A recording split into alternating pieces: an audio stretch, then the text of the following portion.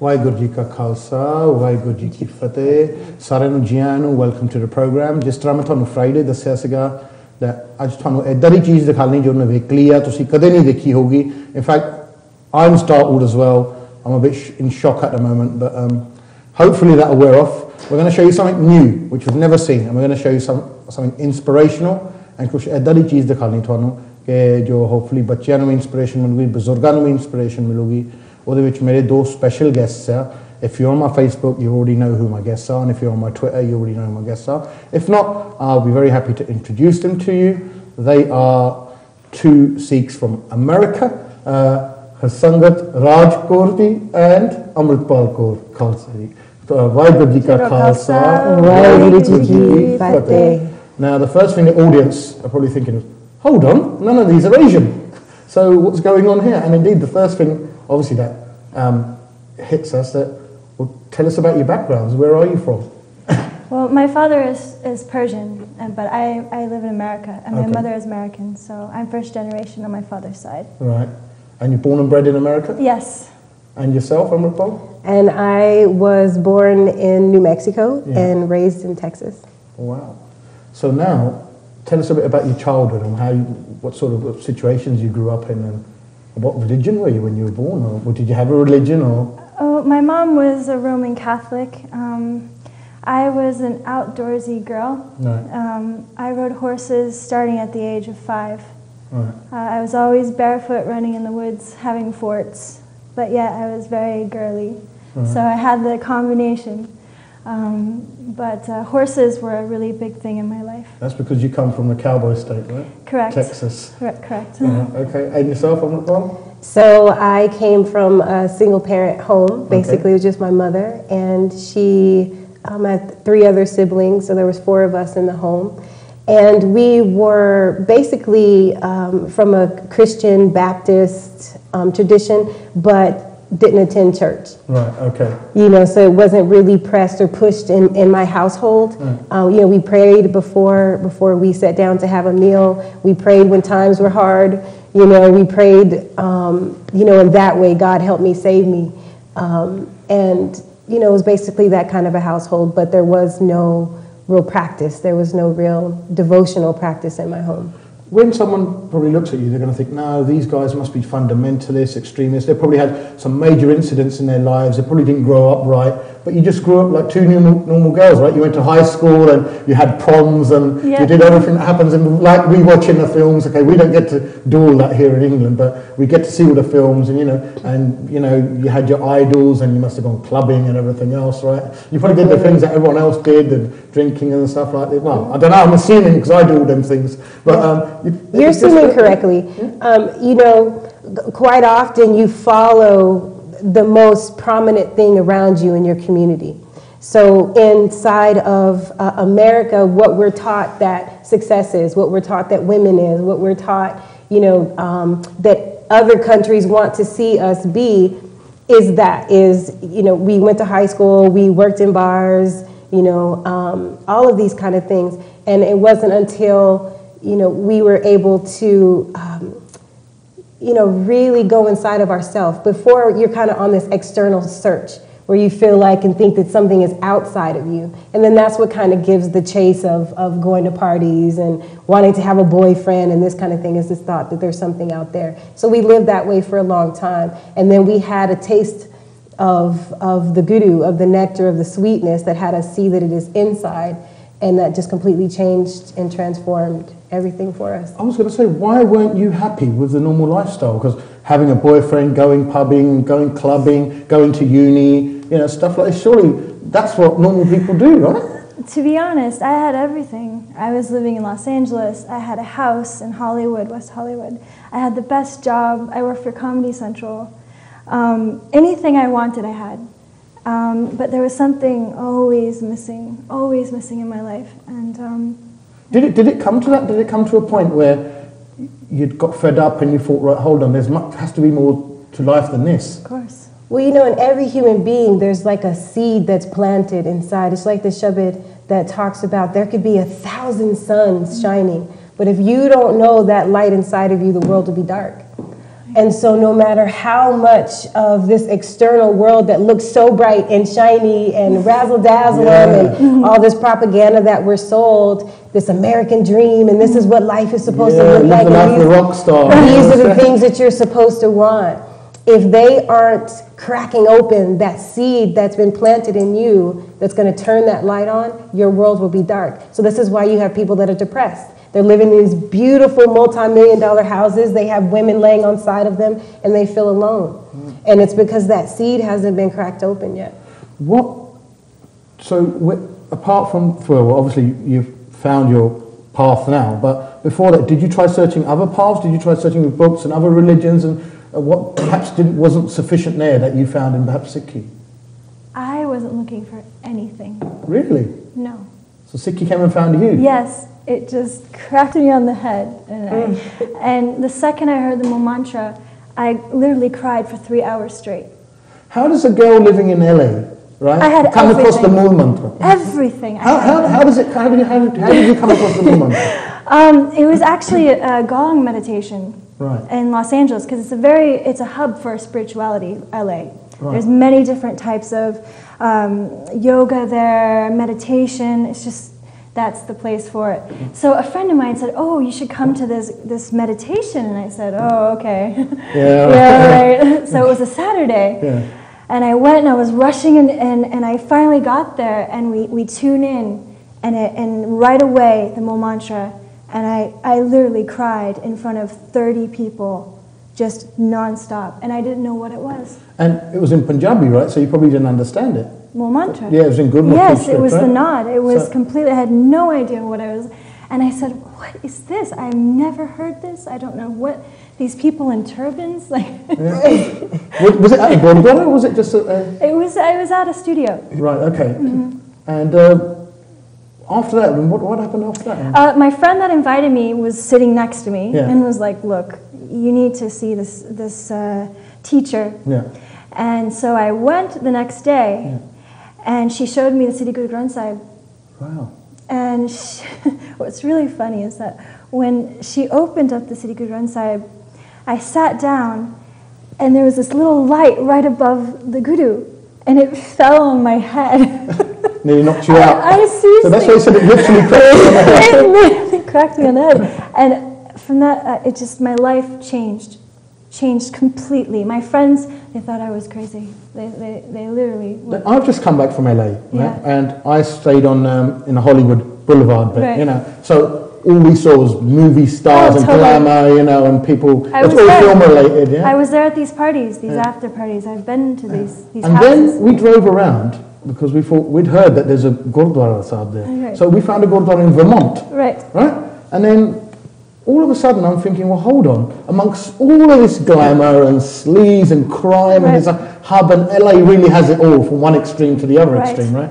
And then there's a Gurdwara Sahib. That was the most amazing thing to me. And then when I asked the Gandhi around there, and I said, look, how many Sikhs live around here? Because actually there's quite a lot of Sikhs that come around. And the Gurdwara Sahib wasn't a small, a little one. It was a huge building. It was a huge building. I was like, this must have cost a lot of money. There must be a lot of Sangat here. And they said, yeah, actually there is.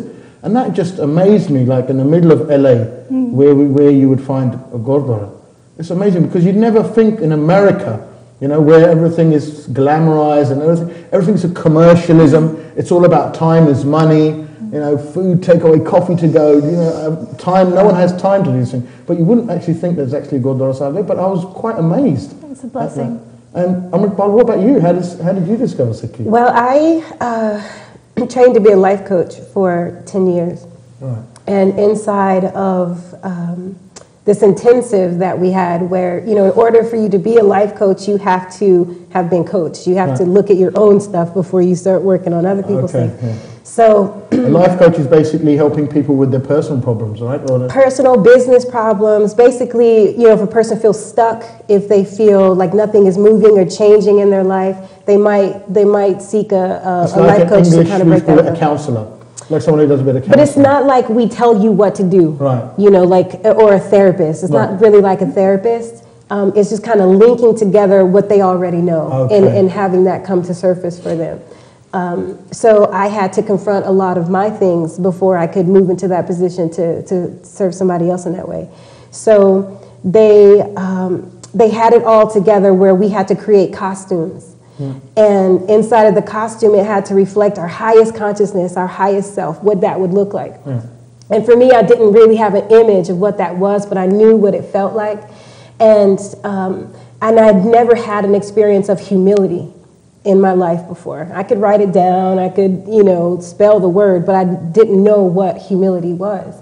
So that weekend, I'd had an experience in humility. So we had to create a costume which reflected our highest self. So basically, to make a long story short, once I started feeling like there was just this new, amazing light that I needed to express inside of myself. And I wrapped a turban on my hair, had never wrapped a turban. I put this, white piece of fabric, like a tuni. I dressed in all white, I was barefoot, and I painted my hands white and my third eye, my chakra points basically white. And I stood in front of everybody, and they gave us a sentence to say. They said, okay, you are blank and you cover it up by blank. So I felt like inside of this expression of myself, it's like being a mother of consciousness.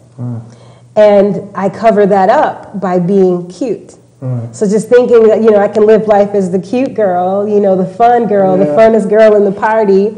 There was also an opportunity for me to live in a higher consciousness in a higher way that was more valuable. But I didn't know that at that time.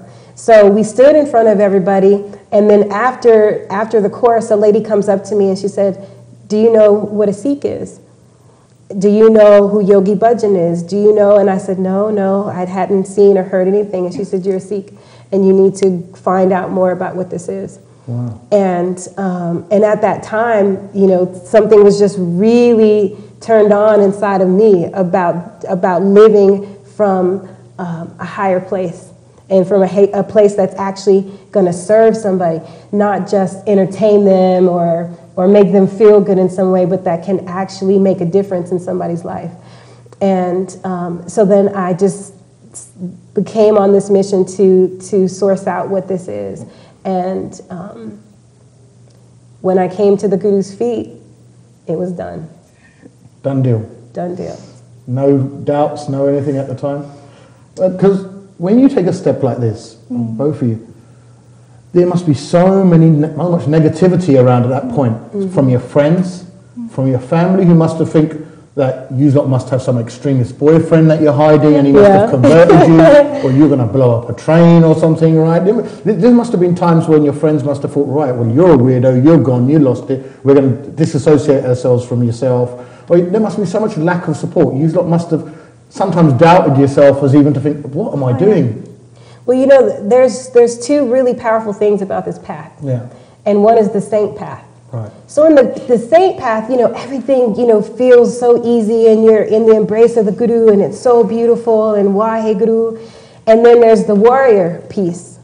So that negativity can become necessary for the warrior piece to be born inside of you, so that you can really see the honor in defending something.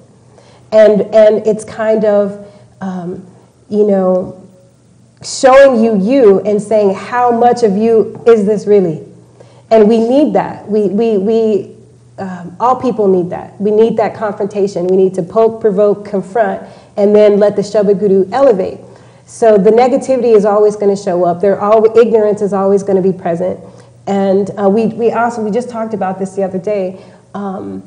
Once you accept yourself, once you love yourself, once you get clear on who you are, people are going to test you because they want to see if it's possible. So they're saying, oh, she really loves life. They're saying, oh, is this for real? Is this for real? Let me kind of poke her over here and see if she's going to break. Let me poke her over there and see if she's going to bend. And when you hold solid, like the sword, what the sword represents, when you really hold solid, that's kind of validating for them that it's possible. So the warrior side actually attracts you in a way that it's like something honorable to defend, and it's something you accept. Whereas a lot of people here sort of reject that sort of side, or some people go too much into that side. For some people it's all about swords and guns, And that's what... It's a balance. Yeah.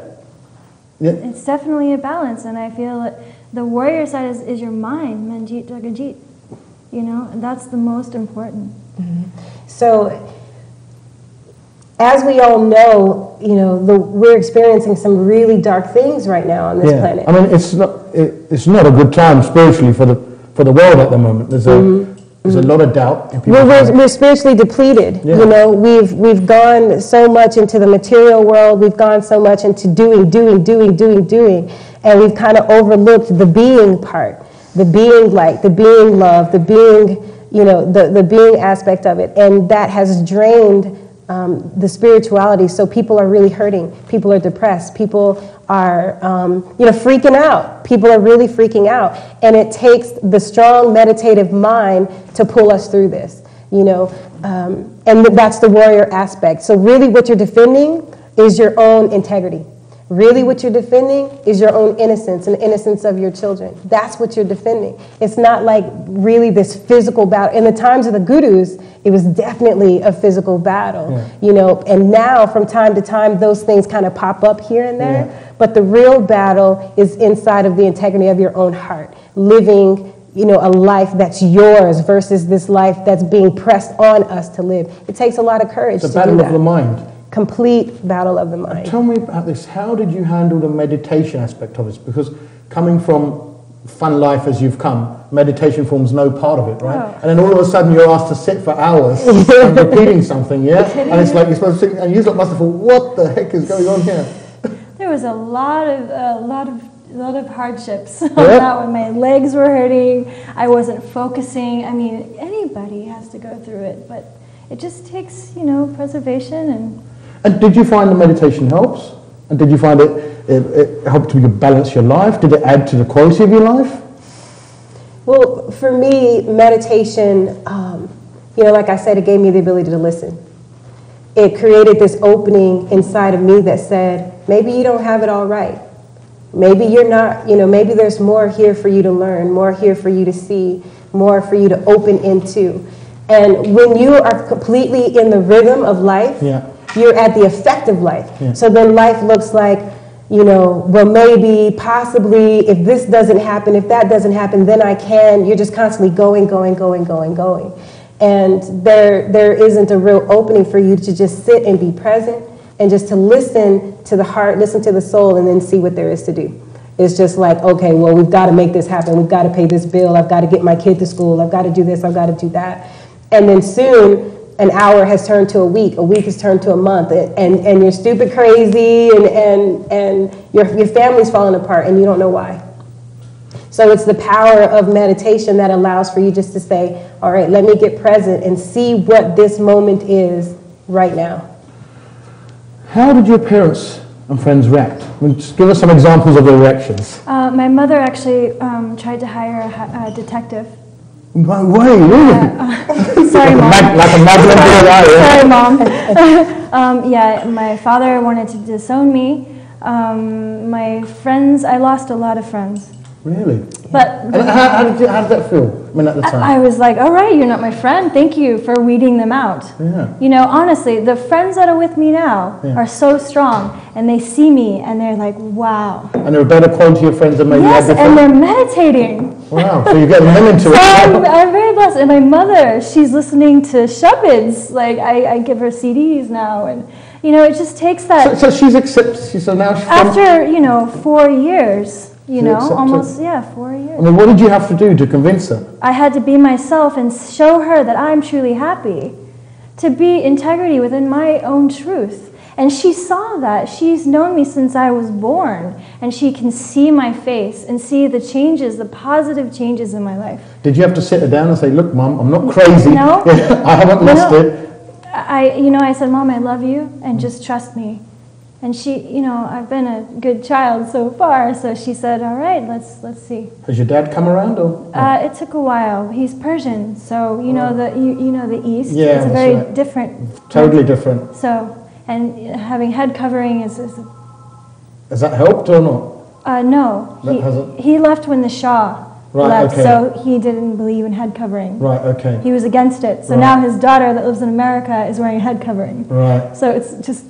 For him, it's unbelievable. What about your siblings? Did you have any siblings? Yes. And how did they react? The same. They're, what's wrong with you? Come back. Where are you? And now? They see how happy I am. I mean, I'm truly, truly anand with myself. So. Wow, it's amazing. And what about yourself? How did your mother react? Well, you know, my family really, I'm the wild card anyway. Yeah. So, like, oh, this is normal. We expected something like this. You know, I move in leaps and bounds anyway. So, you know, it kind of, it was new because, you know, we'd never seen a Sikh. You know, the teachings and everything was new. So that fascination was there. I come from a very interracial, very religious, like, different people. Network. Like I have an aunt who's Muslim who's like completely covered. Oh, wow. And she and I used to spar, you know, like we did, you know, we would just spar and I would say, why do you have your hair covered? They're trying to make you disappear. And we would just like go at it. And she'd come back at me and it's, you know, and, you know, my family just had enough love so that we can all sit at the table and have these conversations and challenge each other and confront. I have another aunt who is a Baptist preacher. Yeah. So she and I spar. You know, we go back and forth and But does she understand where you're coming from? Is it a sort of respectful sparring? This is the thing about Sikhi. The thing about Sikhi is that it starts with ik. It starts with one, which is a number. Yeah. You know, it's ik. It's talking about the oneness that we all are. It's talking about the inclusion that everything is versus the exclusion that everything is. So we're arguing the same point. And so it's basically getting them to see that. It's getting them to see we're having the same conversation about love. We're having the same conversation about consciousness. I call it Waheguru, and you call it Hallelujah. Yeah. We're talking about the same thing. And so once you can kind of line that out, we have our dinner, we put our kids to bed, and then, you know, the next day turns into the next day. That's amazing, because I suppose when you say God is one and everyone's equal, there's not much comeback. That's sort of finished. That's it. There's really nothing else to talk about. Well, we need to do one now, and we need to have a break. But afterwards, we're going to talk about a lot more with yourselves, and we're really enjoying it. We'll catch everyone after the break. Waheguru Ji Ka Khalsa, Waheguru Ji Ki Fateh. Welcome to the show. Jisna thanu pata hai, we are in interview with Harsangat Kaur and Amritpal Kaur, who are Americans who have become singha and very honoured and very proud to have you. And we've just been talking about your life and what brought you into Sikhi. So you've both described, right, how you've discovered Sikhi. So now tell us what have you actually found from Sikhi? What has Sikhi taught you that was so different to your life? I mean, and what, obviously, despite your families, what has made you just think, right, I don't really care what my family's going to say. Oh, I'm going to bring them round, but I'm not going to abandon this path. Because we get a lot in the UK, we get people who choose this path and then they abandon it. A lot of girls out there scared to take Amrit and be in the same roop as yourselves are, because they're afraid, hold on, we'll get teased at school and people will, you know, see us as maybe freaks, or people see us as outcasts. And that's in the country, in the UK, where Sikhi is in very jaddigal at the moment. And usually, or in America, right, at the height of post-terrorism and post-9/11, where, you know, you must have gone through all sorts, and it must have been a battle. So tell us why this path, and what has made you stick to it? Well, for me, my soul is in love. And that changes everything. Completely changes everything. When you take Amrit, you know, you've given your head. You've given away, you've said that you're going to serve in this way. Right. And there's not a lot of examples in our life of people who are ready to commit. And we don't have a lot of examples of people who are going to stick through through your situations to the end. And, you know, for me in this Dharma, the Guru is unwavering. Unwavering. And I have no choice but be faithful to that. You know, are there times of insecurity? Yeah, there are. And then that's when you move closer into the Bani, that's when you move closer into the Sangha. And that's also a really powerful thing about Sikhi is that we have Sangha. And we have to be able to turn to the Sangha inside of the moments that we can't hold ourselves up, or you know, that's when the time when we say, Sister G, I need some support right now. You know, or you turn to you know, the Sings, and you say, Sings, I need you to show up for me right now. And it takes a huge amount of courage. But all of the Kaurs, all of the women out there have that depth because we're women, for one. So we just kind of come with it naturally. So then the thing becomes, can you trust yourself enough to be who you really are? That's the main question. We don't have a lot of time on this planet. We're at a time in this planet that it's very dark and it's moving really fast. Yeah. Really fast, really fast. And the time is now. So it's not this future conversation that one day, someday I can be who I really am and serve in the way that I really want to serve. The only moment that we have that we can make a difference in anything is right here and right now. That's amazing. Does that answer your question? That does. It does. And you brought a brilliant word into it, serve. There you go. Which we refer to as seva. Yeah. Now, it's a very important part of Sikhi. A lot of people like me who can't be bothered to get up and do anything, we go down to the Gurdwara, give them a £10 note, I think that's our seva, when in reality we should be getting up and doing a lot more, like people like yourselves are doing. Now, I want to talk about some seva which you lot have done, which yourselves have done and are doing at the moment. First of all, I've seen on your website, www.theheartwarriors.com, that there's a project in Costa Rica. Now, when you talk about building a Gurdwara Sahib in Costa Rica, I'm thinking, you lot must be crazy, right? There's no Singhs in Costa Rica. They're all here in Southall, or they're all here in Jackson Heights in New York. Are you really trying to tell me there are Sikhs in Costa Rica? You know, there are, and they're in university.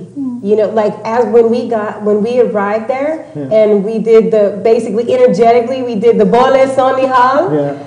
Sat Sri Akal came in all of these different forms that we didn't even anticipate, and it's like, oh wow, wow, wow, wow. You know, they just showed up. When you give somebody room to bring themselves to the table, they'll bring themselves to the table. So that's kind of what happened with Costa Rica. We did the call, Bole Sonihal, and the Singh showed up, Sat Sri Akal, and that's basically what we're asking all around the country here while we're here. You know, we're giving out this call, and we want to see who wants to come and be a part of bringing the first Gurdwara to Costa Rica.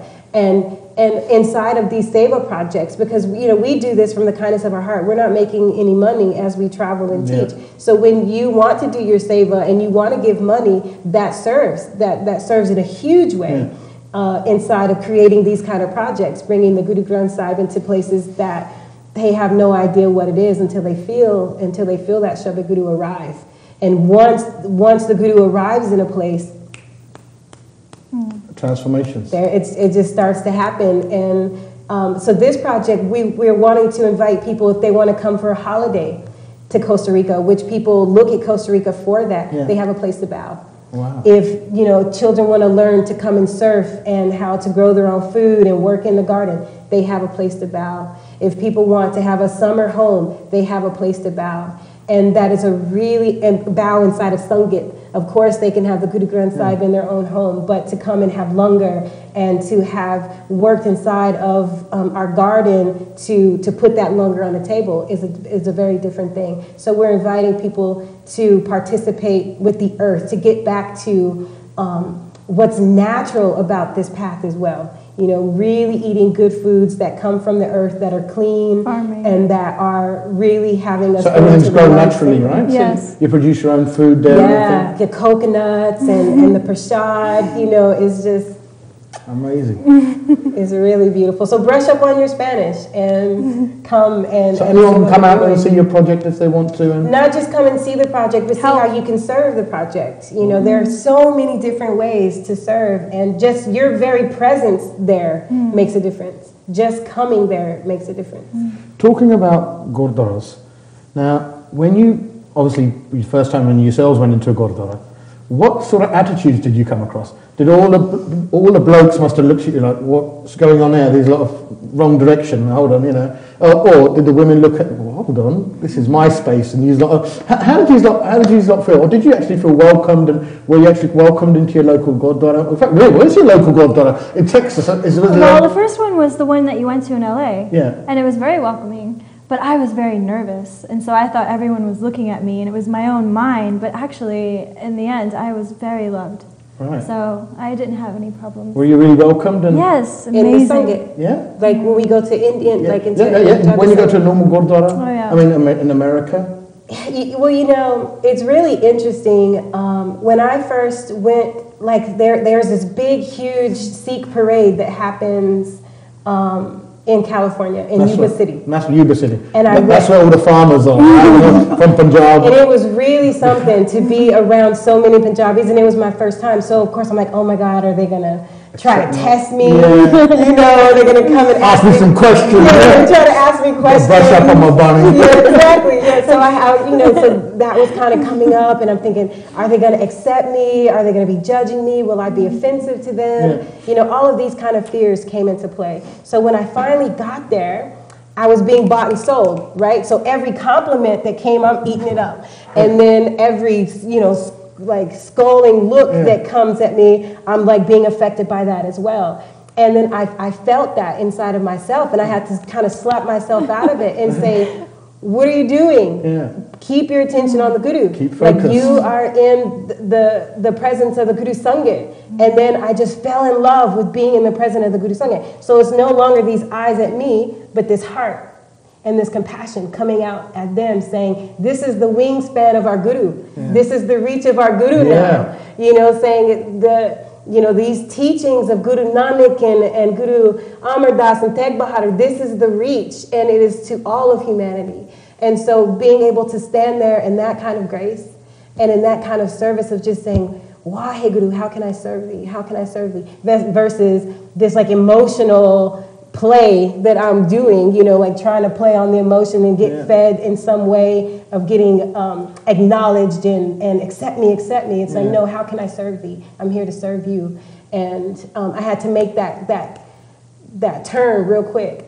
And then I enjoyed the whole experience and was able to actually be with the Sangha instead of worrying about who's saying what. Being caught up in that, which is what we do in Gurdwara anyway, and we were hearing a story today where they were saying that the Akali Yug and the Maya sits right in the front of the Gurdwara, trying to catch people's attention. Instead of you putting your attention on the Guru, we're worried about, oh, what does she have on? Oh, who is he with? Oh, she's cute. Oh, look at those shoes. We're looking at all of these different things instead of putting our heart and our attention on the Guru and saying, how can I serve the Guru? And it's the exact same thing when I'm walking around life wondering how they're looking at me and I'm looking at them and are they judging me? No, my attention is on the Guru. How can I serve you? And just keep going right back into that. How can I serve thee? How can I serve thee? How can I serve thee? And it just dissipates. It just falls away. When you walk around in America like this, so you walk the streets of LA or New York or San Francisco or Vegas, I've just been to Vegas and LA and Vancouver, and there must be people, especially in Texas, right? There must be people saying that haven't seen a Sikh before, didn't know what a Sikh before. People come with some of the weirdest things. Yeah, I mean, so give us some of the reactions of what people come up and say to you. I'm Taliban. Do they automatically assume you're a Taliban? They probably don't even know what a Taliban is, right? And yet they associate you with it. The ignorant ones. Yeah. This lady came to me and she called my job first, actually. And she said, why is her turban so tall? She's like, is she a terrorist? She put a grenade in there or something? She's like, is she a terrorist? Why is her? And my job was amazing, and they knew me very well. So they're saying, we think she's beautiful and we're so honored to have her here. And so then the lady comes in and she sits in front of me. And this is like a few weeks later. She said, I figured out why I don't like you. And just clear, just straight. I know why I don't like you. And I said, okay, do share. And she said, it's because you killed me in a past life. And I said, what? I said, really? I said, well, I'm sorry. I'm sorry that I did that. And I love you. And please forgive me. And if in this life we can make something different, I'm open for that. And it blew her away. Because, underneath, I'm like, what did she just say? Inside. But then I said, okay, why? There's an opportunity here, and this woman needs to express something. Wow. And so I just said, I'm sorry, and I love you, and forgive me. Now, in this moment, how can I serve you? And then, you know, that's basically how I carry it, with the highest grace. Even inside of their ignorance, I send them so much love, so much love, so much love. Most people don't have the courage to actually say something. You only get the one or two that actually says something. But mostly they just look, or they give you the compliments, you know, oh, you're so beautiful, you're so beautiful, you're so beautiful. And then we just say, you know, it's Guru's Kippa, it's the blessings of the Guru, and then just move on. Do you find now that you get a lot more attention than what you did before? Yes, of course. Yeah? Yes, no doubt. And do you actually find that's a big change in your life? As in, like, perhaps, how do you handle that attention? I mean, now, when you walk down the street, the whole 99% of the street must look at you, right? As opposed to when you would have done before. But no one would have done before. Well, I don't know, but perhaps they would have done before. I mean, how do you handle that much attention? I mean, like Amritpal said, your answer to everything is love, right? You return it with love. But doesn't that just get, sometimes your mind just blow and you just think, right, God, you're so ignorant, or you don't know what you're on about. Don't you feel frustrated at times or not? I mean, at first it was very hard, very difficult. Yeah. But now it's like, it gives me a chance to just do Simran even more. Anytime I feel any imbalance in my mind or feelings from other people, I just go straight to Waheguru, and that's all I need. Do you find all the answers in the Guru? I find all the answers in myself while I'm doing Simran. That's brilliant. And well, you know, for me, it's like, yes, I'm Sikh, but I'm also Khalsa. Right. Which I get to have the projection and the aura of a Khalsa. Yeah. And that we're in a Raj Yog. This is a royal path that we're on. So we get to walk the streets, you know, really showing the royalty and the grace of the Sikh Dharma. And that's a powerful thing. And not everybody is on this path to have that level of projection. But we're also teachers. We're also people that understand that we're in the front lines. Like, we are completely in the front lines right now. And it's a complete honor to get the looks and to have the conversations. Because, I mean, if I could just for a second say, we're working on the psyche and the minds on many different levels of people, many different levels. And if we can introduce what Sikhi is, because, you know, a little black girl sees my black woman face and says, oh, that's beautiful, you know, and that's me too, which is what we want. You know, we want people to be able to see us and say, oh, that's also a part of who I am, which is the blessing that the Guru is doing by putting so many different people inside of Bana, is so that everybody can identify, oh, that's me as well. So then the judgment starts to come down, because then they then see themselves. And that's the point. And maybe we're showing people they're dark. You know, this woman looked at me and saw somebody who killed her in another life, right? Which is, you know, for us, you couldn't see a lottery winner. You know, there's a lot of things. There's a lot of things that people are going to look at us and see. But then it comes back to you. Well, who do you become in the face of all of this madness? Because, you know, it's like these Fortune 500 companies and the whole system is set up to keep us not being who we are. Yes. Dependent on them to form our identity, depending on them to tell us what we need and what we need to buy. And so the more that we can walk this world projecting our light and showing how compassionate we are and how in love with life we are, that frees other people up. Whether they realize it or not, it frees them up in some level of their consciousness. You know, and that's what Khalsa is reminding people of purity, like the chakra.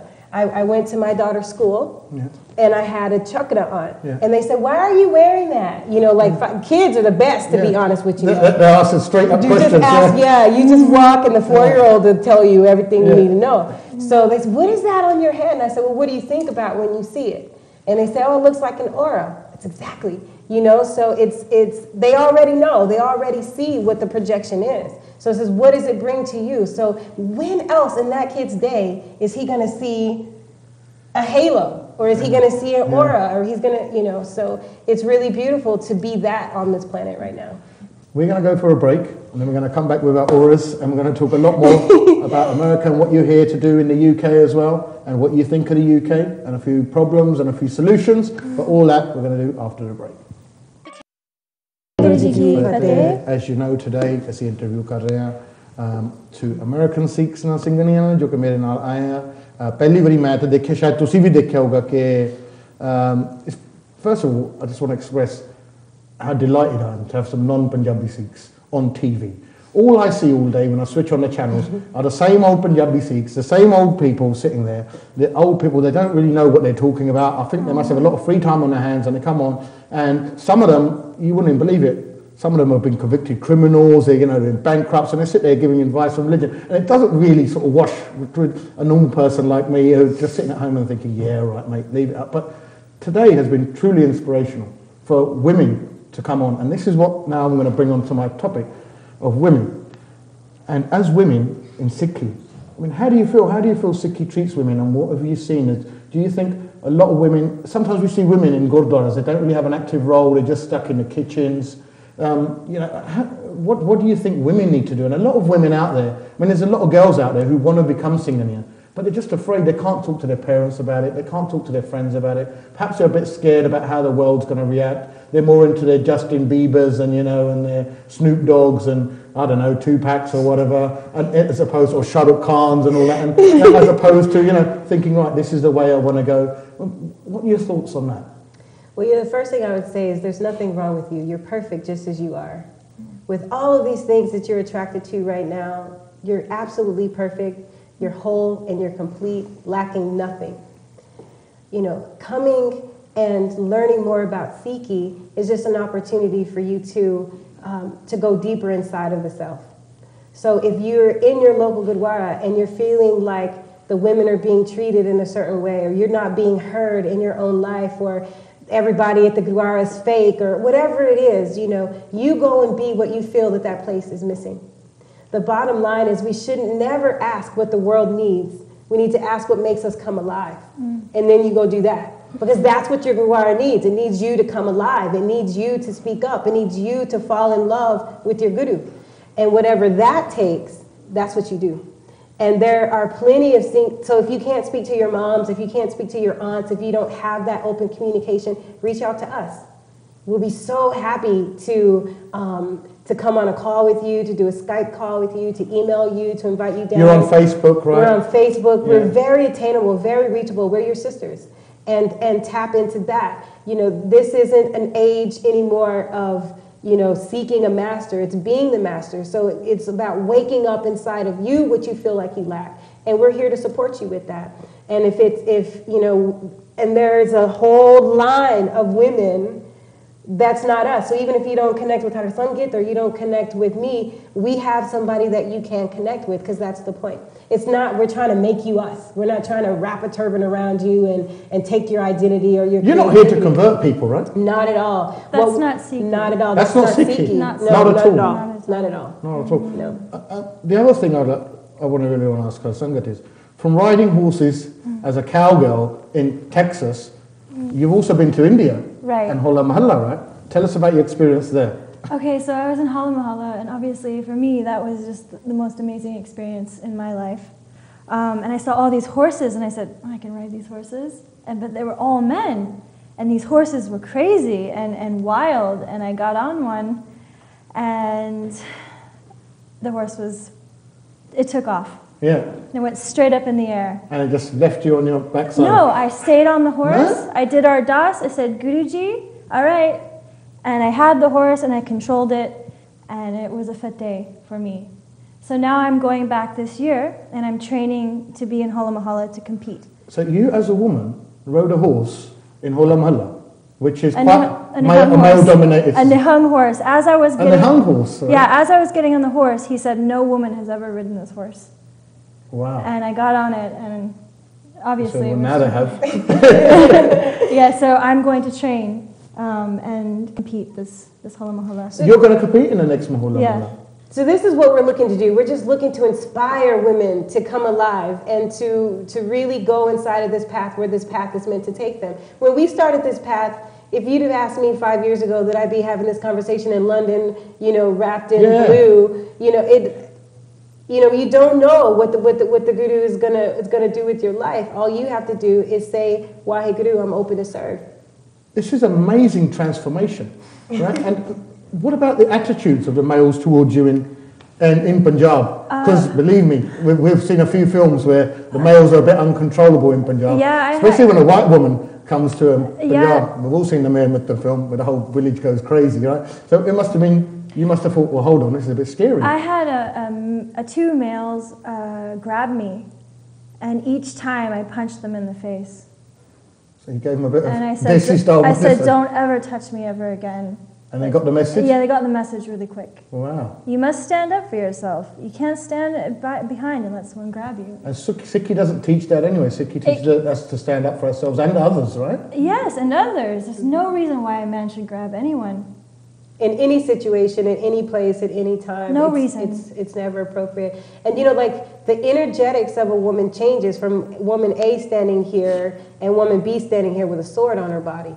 Different thing. You know, just something subtle changes inside of her posture, the way she holds herself, the conversations that she's willing to get herself into or that she's going to tolerate around her. All of these things are really subtle techniques of a core that I think are really important for women to know, and to know that you have the support. You have women who will go to battle with you and for you, and we have to. We have to train. We really have to train ourselves. We have to, learn martial arts, learn how to protect yourself, and know that you're valuable. You are valuable, and you deserve to be protected. Mm-hmm. You have that, and you deserve to protect yourself and your children. And it's a really amazing thing that the Guruji has chosen women like us to put that forward and to remind women of that. Because it's not that women don't know.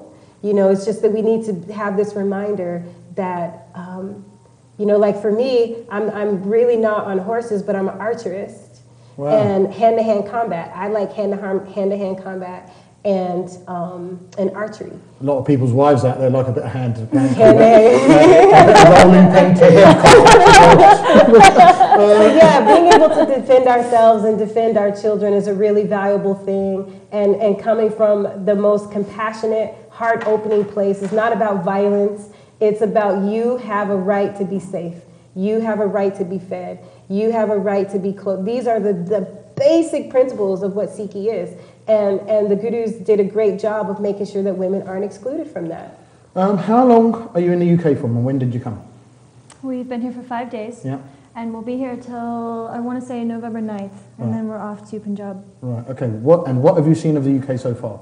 Well, have you been to Gurdwaras here? Oh, yeah. The famous South Hall. Oh, you've been to South Hall? I love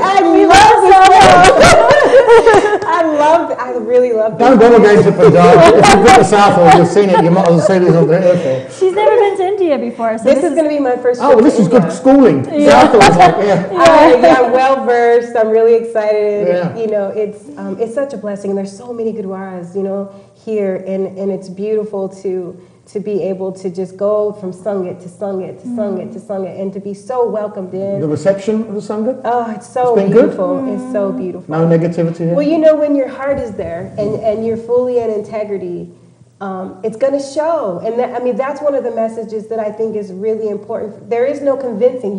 You don't have to convince anybody that you're a Sikh. You don't have to argue with people that you're a Sikh. You fall in love with your Sikhi heart, and you be in full integrity with that. And then you move about the world, and you will see that everything you need will be at your feet, because the Guru will carry you. Right. There is no convincing anybody. There is no, it breaks my heart for people to create that kind of pain for themselves. When you're already accepted and loved by the Guru, one valuable thing that I learned, so those looks come at you and stuff, I would just put my hands together and I'd say, Waheguru Ji Ka Khalsa, Waheguru Ji Ki Fateh, which meant I put the Guru in front of me. So it's if you have beef, if there's something you need to say, you need to sort it out with Waheguru. Stop looking at Don't give me them English. Definitely a way to protect yourself. Yeah, and then just sending them so much love and compassion and saying, even in the face of that, I would give my life for you. If somebody wants to book you for talks, because you've been inspirational, I'd love to sit here for 3 or 4 hours, but we're limited by time. We've only got about 2 minutes left. But if someone books you to talk, you're available to go to Gurdwaras and to congregations and to Sangat and to talk? We're basically available probably through March, in between in between London and the UK, different parts of the UK, and India as well. You know, speaking in Gurwars there, we'd be happy to do that. So just reach out to us. Facebook, you know, you can, there's so many ways that you can link into our website. We've got Facebook accounts. If you go onto my Facebook, I'll post their Facebook pages onto my page as well, so you can interact with them. And definitely, I mean, it's been great having you on it. I mean, it's been truly, truly inspirational. It's been groundbreaking. I've never done anything like this. You know, it's amazing. It's a first for me. And, you know, I can truly see how inspired you are, and how one thing I'm getting from both of you just sitting here is how every single negativity just bounces straight off of you, as it's been answered with love, and Waheguru's got so much good on you both. And that can't happen. That can't happen without having a strong meditation practice and a really deep relationship with your body. Right, and so it's important to have a knowledge of the Bani first, and then, you know, basically you're still doing what you want to do, right? It hasn't restricted your lifestyle in any way. It adds to your life. It adds to your life. It adds to, it brings more in. It brings more in with less to do. That's really what it is. It makes it a lot easier. The choices are a lot easier. Describe what Sikhi means to you in a word or two. Okay. A word or two. I'm happy you said two. I was going to have to buy another word from you, which is Charikala. Really, that feeling inside of you that has you operate from your heart. Wow. And if Sikhi doesn't give you that, then reevaluate the teachers that you're working with or the way that you're interpreting the Bani, because it is about Charikala in your heart. And yourself? Love. Sikhi is love. There you have it. Sikhi is not violence. It's not terrorism. It's love. It's not anger. It's not going out picking fights with people. Yeah? It's about love. That's what Sikhi is. Thank you very much to Sri Dekya. Thank you to Bob Singh from Boss, from London, who bought the Benjian down. And also thank you to Kamalroop Singh, who got in touch with me from Northampton. He used to go uni with me. Hope it changed now. Okay, we'll tell a few stories about him later on another show. We'll have Bob and Kamalroop on later.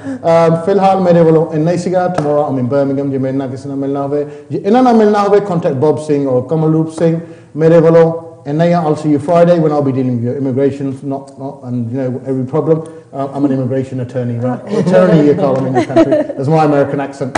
Hey, I'm an attorney. So I'll be seeing you on Friday. Mere valo, and from Benji, Waheguਰੂ Ji Ka Khalsa, Waheguਰੂ Ji Ki Fateh.